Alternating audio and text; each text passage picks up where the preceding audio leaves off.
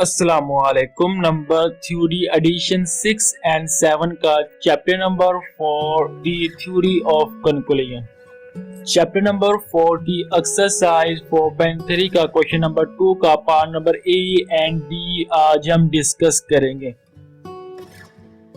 Part number ए में वो ये कहता है कि फॉर एनी इंटीजर ए हमारे पास कोई इंटीजर है, दी यूनिट डिजिट उसका हमें यूनिट डिजिट फाइंड करना है ऑफ ए स्केयर, जो ए हमारे पास इंटीजर है उसका स्केल लेंगे तब इज जो आता है हमारे पास 0 1 4 5 6 एंड 9। वो कह रहा है कि यूनिट डिजिट के हिसाब से एक स्केल लेते हैं, जो रिमाइंडर आता है वो ये आता है 0 1 4 5 6 एंड 9। ये हमने फाइंड करना है।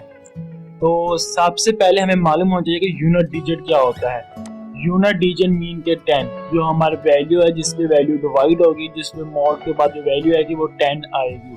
मीन के ए स्क्वायर इज इक्वल टू यहाँ पे जो रिमाइंडर है वो फाइंड करने हैं मॉड 10 के हिसाब से। तो अब मॉड 10 के हिसाब से जो जवाब आएंगे वो 0 से लेकर 9 तक और 11 से लेकर 10 से लेकर 90 तक और 20 से लेकर 29 तक अप टू सोन। जो इनके सबके जो रिमाइंडर आएंगे वो सेम आएंगे, क्योंकि मोड 10 के हिसाब से इन सबके रिमाइंडर क्या आएंगे, सेम आएंगे। तो इसलिए हमें जो रिमाइंडर फाइंड करने हैं वो सिर्फ 0 से लेकर 9 तक फाइंड करनी है, क्योंकि 10 के बाद जो 11 आता है वो जो 10 होता है वो दोबारा 0 आ जाएगा, जो 11 दोबारा 1 फिर 12 2 जो 19 होगा वो 9 आ जाएगा, फिर 20 फिर 0 चला जाएगा, क्योंकि 20 10 पे डिवाइड होता है। तो इसलिए जो हमने वैल्यू जिसके हमें ए की वैल्यू पुट करनी है वो 0 से लेकर 9 तक की तमाम वैल्यू पुट करनी है।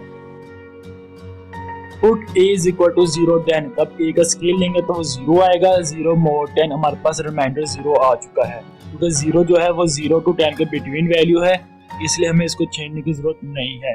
Put a is equal to, यहाँ पे क्वेश्चन में a is equal to 1, then 1 का स्केल is equal to 1 होता है मोर 10। अब जो 1 है वो भी 0 to 10 के बिटवीन है, तो इससे भी हमें छेड़ने की कोई जरूरत नहीं है, इसको ऐसे लिखा रहने देंगे। तो हमारे पास जो रिमाइंडर आ गया वो 1 आ चुका है। Put a is equal to 2, then a square is equal to 4 होता है। अब जो 4 है वो भी 0 to 10 के बिटवीन है, तो इससे भी हमें कोई भी यहाँ पे 10 को प्लस या माइनस करने की जरूरत नहीं है, क्योंकि ये रिमाइंडर है वो 0 to 10 के बिटवीन है। Put a is equal to 3, then 3 का स्केयर इज इक्वल टू 9 होता है और 9 भी 0 to 10 के बिटवीन है, इसलिए इसको भी हमें छेड़ने की कोई जरूरत नहीं है, इसको एज इट इज लिखा रहने देंगे।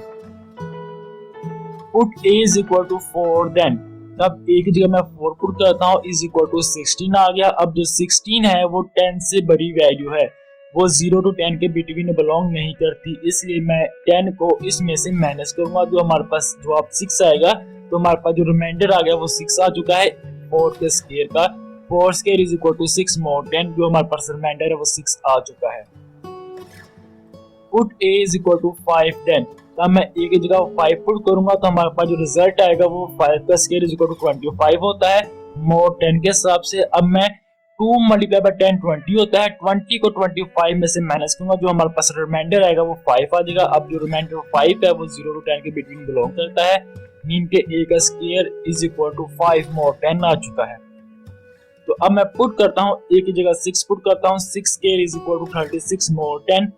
3 multiply by 10 is equal to 30 होता है, 36 में से 30 माइनस किया, हमारे पास जो रिमाइंडर आ गया वो 6 आ चुका है मोर 10 के हिसाब से। तो 6 square is equal to 6 mod 10। Put a is equal to 7, then तब मैं a की जगह 7 पुट करूंगा, तो हमारे पास जो रिजल्ट आएगा 7 स्क्वायर इज इक्वल टू 49 मोर 10। तो 4 मल्टीप्लाई बाय 10 हमारे पास 40 होता है, 49 में से 40 का मैं माइनस करूंगा, तो हमारे पास जो रिमाइंडर आएगा वो 9 आएगा। तो 7 square is equal to 9 mod 10 हमारे पास इक्वेशन आ चुकी है।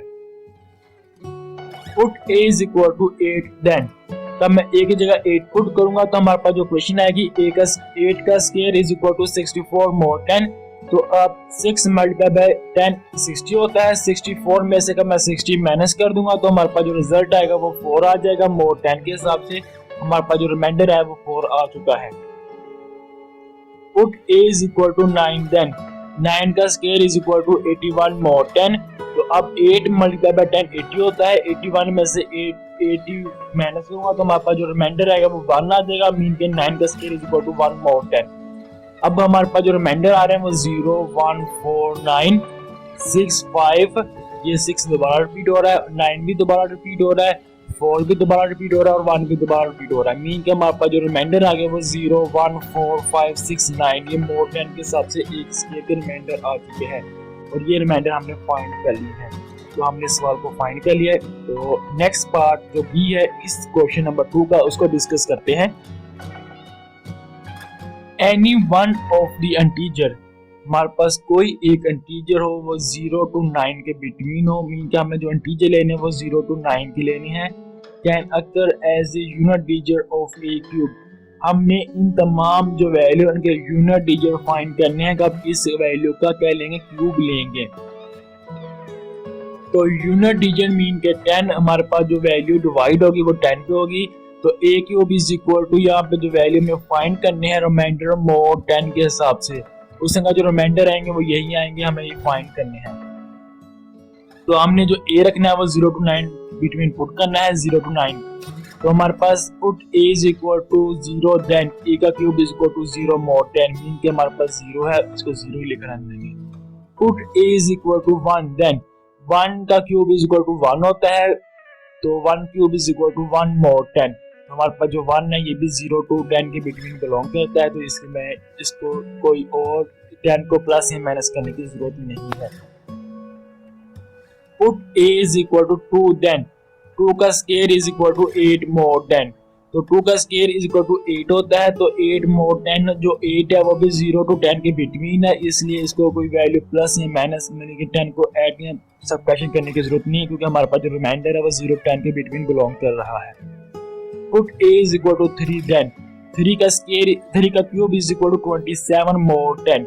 अब जो 27 है वो 10 से लार्ज वैल्यू है और ये अब जो वैल्यू आई है हमारे पास वो 0 to 10 के बिटवीन बिलोंग नहीं करती, इसलिए कोई ऐसी वैल्यू से मैं मल्टीप्लाई करूंगा 10 को, जो मैं इसको माइनस करूं इस वैल्यू से, जो रिमाइंडर आए वो 0 to 10 के बिटवीन हो। मीन के 2 मल्टीप्लाई बाय 10 20 होता है। 27 में से का मैं 20 माइनस करूंगा तो हमारे पास जो रिमाइंडर बचेगा वो 7 बचेगा मोड 10 के हिसाब से।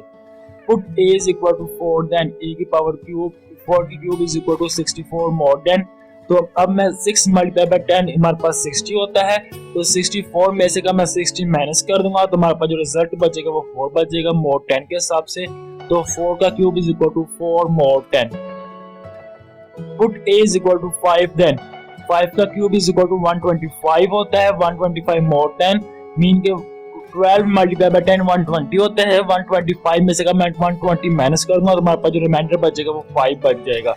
Put a is equal to 6 then 6 का cube is equal to 216 mod 10। तो अब मैंने 6 का क्यूब लिया है तो 216 आ चुका है, तो 21 को मैं 10 से मल्टीप्लाई करूंगा तो हमारे पास रिमाइंडर बचेगा वो हमारे पास 6 बच जाएगा। तो put a is equal to 7 then 7 का क्यूब इज इक्वल टू 343 होता है मोड 10 के साथ। 34 को मैं 10 से मल्टीप्लाई करूंगा तो हमारे पास 340 होता है। 343 में से कब 340 माइनस करूंगा तो हमारे पास जो रिमाइंडर 3 बच जाएगा। Put a is equal to 8 then a का क्यूब इज इक्वल टू 512 होता है, तो मोड 10 के साथ जो इसका रिमाइंडर आएगा वो 2 आ जाएगा। Put a is equal to 9 then a का क्यूब 9 का क्यूब इज इक्वल टू 729 होता है, तो रिमाइंडर हमारे पास 9 आ चुका है। तो हमारे पास रिमाइंडर आए a के क्यूब के इज इक्वल टू 0 1 2 3 4 5 6 7 8 9 आ चुके हैं। हम देखो 0 1 2 3 4 5 6 7 8 9 ये हमारे पास रिमाइंडर आ चुके हैं मोड 10 के हिसाब से। उम्मीद है ये आपको सवाल समझ आएगा। इंशाल्लाह नेक्स्ट वीडियो में इसके नेक्स्ट 2 पार्ट डिस्कस करेंगे। तब तक अल्लाह हाफिज।